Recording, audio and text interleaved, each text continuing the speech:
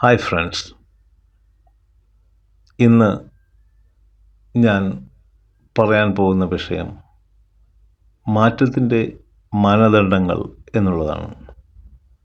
മാറ്റമെന്നത് നമുക്ക് പുറത്ത് ചെയ്യാൻ കഴിയുന്ന ഒന്നല്ല. മാറ്റം സംഭവിക്കുന്നത് നമ്മുടെ ഉള്ളിൽ തന്നെയാണ്. പലർക്കും ജീവിതം മാറണം എന്നാഗ്രഹമുണ്ട്, പക്ഷേ അവർ തന്നെ മാറാൻ തയ്യാറല്ല. അവർക്ക് വേണം പുതിയ ലോകം, പുതിയ ആളുകൾ, പുതിയ സാഹചര്യങ്ങൾ. എന്നാൽ അവർ എവിടെയെല്ലാം പോയാലും അവിടെ കൊണ്ടുപോകുന്നത് അതേ മനസ്സാണ്. അതുകൊണ്ടാണ് യഥാർത്ഥത്തിൽ ഒന്നും മാറാത്തത്. യഥാർത്ഥ പരിവർത്തനം നടക്കുന്നത് നമ്മൾ ലോകത്തെ കുറ്റപ്പെടുത്തുന്നത് നിർത്തുമ്പോഴാണ്. നമ്മൾ നമ്മെ തന്നെ നോക്കി തുടങ്ങുമ്പോഴാണ് അത് സംഭവിക്കുന്നത്. നമ്മുടെ ചിന്തകളെ നോക്കൂ, നമ്മുടെ പ്രതികരണങ്ങളെ നോക്കൂ. അപ്പോൾ മനസ്സിലാവും ഭയം എങ്ങനെ നമ്മുടെ തീരുമാനങ്ങളെ നിയന്ത്രിക്കുന്നു എന്നുള്ളത്. പഴയ ശീലങ്ങൾ എങ്ങനെ നമ്മുടെ ജീവിതം നിശബ്ദമായി നിയന്ത്രിക്കുന്നു എന്ന് ശ്രദ്ധിക്കൂ. പക്ഷേ നാം നമ്മെ തന്നെ ഒരിക്കലും വിമർശിക്കരുത്. വിമർശനം കുറ്റബോധം സൃഷ്ടിക്കും. കുറ്റബോധം നമ്മെ നിശ്ചലമാക്കും. അവബോധമാണ് ശരിയായ സ്വാതന്ത്ര്യം സൃഷ്ടിക്കുന്നത്. നമ്മെ നമ്മുടെ പഴയ സ്വഭാവത്തോട് യുദ്ധം ചെയ്യേണ്ട കാര്യമില്ല. യുദ്ധമെന്നാൽ അതിന് ശക്തി കൂട്ടുകയുള്ളൂ. അവയെ വ്യക്തമായി കാണാൻ ശ്രമിക്കുക. ആഴത്തിൽ അതിനെ കാണാൻ തുടങ്ങുമ്പോഴാണ് അത് താനേ അലിഞ്ഞു പോകുന്നത്.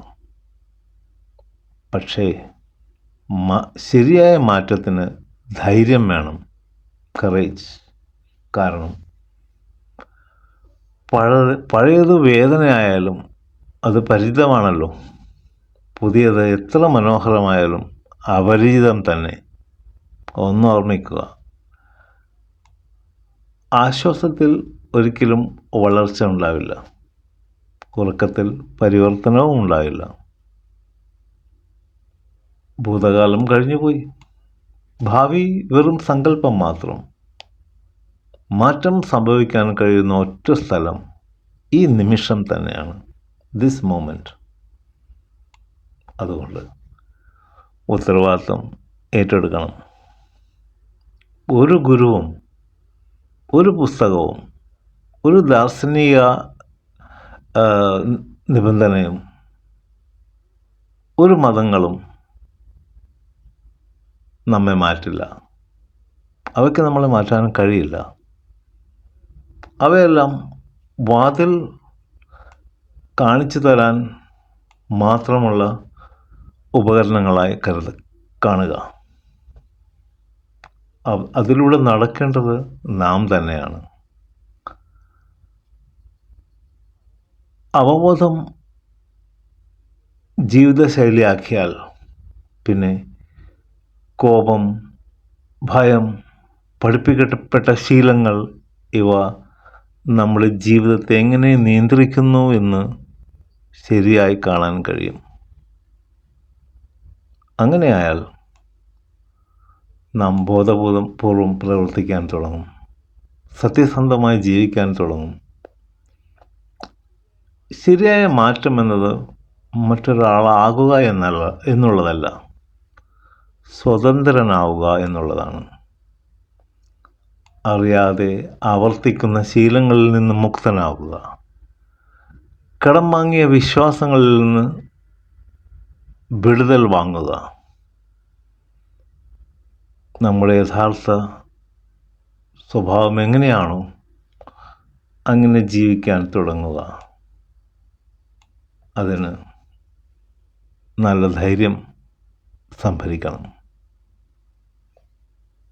നമ്മുടെ അകത്ത് മാറ്റം സംഭവിക്കുന്ന നിമിഷം തന്നെ നമ്മുടെ ചുറ്റുമുള്ള ലോകം പിന്നെ ഒരിക്കലും മുമ്പുള്ളതുപോലെ ആയിരിക്കില്ല. എല്ലാം വളരെയധികം മാറിയതായി നമുക്ക് അനുഭവപ്പെട്ടു തുടങ്ങും. Thank you very much.